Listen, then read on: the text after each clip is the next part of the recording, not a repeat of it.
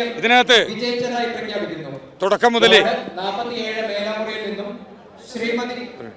വലിയ മുന്നേറ്റം ഉണ്ടാക്കും എന്നുള്ള രീതിയിൽ നിങ്ങൾ പറഞ്ഞിരുന്നു. ഇവിടെ സംസ്ഥാനം ഭരിക്കുന്ന പാർട്ടി ഞങ്ങൾ തുടക്കത്തിൽ പറഞ്ഞിരുന്നു, ഇവിടെ CPM കമ്മ്യൂണിസ്റ്റ് പാർട്ടി ചിഹ്നത്തിൽ 10 സീറ്റ് തികച്ചു പിടിക്കില്ല എന്ന് ഞങ്ങൾ പറഞ്ഞിരുന്നു. ഈ തെരഞ്ഞെടുപ്പ് ഫലം വരുന്ന സമയത്ത് അവർ മുന്നണിയായിട്ടും ചിഹ്നത്തിലില്ലാതെയും മത്സരിച്ച് 10 സീറ്റ് തികച്ചു പിടിച്ചിട്ടില്ല. ഈ പാലക്കാട് നഗരസഭയിലെ 2 കമ്മീഷൻ ഏജന്റുമാര് ഈ പാലക്കാട് നഗരസഭയിലെ അവർ ഇന്ത്യ സഖ്യത്തിൽ മത്സരിച്ചിട്ട് പോയിട്ട് പോലും ജനങ്ങൾ അവരെ പുറത്താക്കിയിരിക്കുകയാണ്.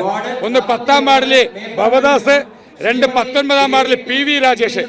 ഇവിടെ 2 അവിടെയും ബഹുഭൂരിപക്ഷത്തോടുകൂടി BJP വിജയിച്ചിട്ടുണ്ട്. 3 ഇവിടെ വലിയ രീതിയിലുള്ള ക്രോസ് വോട്ടിംഗ് ഈ മണ്ഡലത്തിൽ പാലക്കാട് മുനിസിപ്പാലിറ്റിയിൽ നടന്നിട്ടുണ്ട്.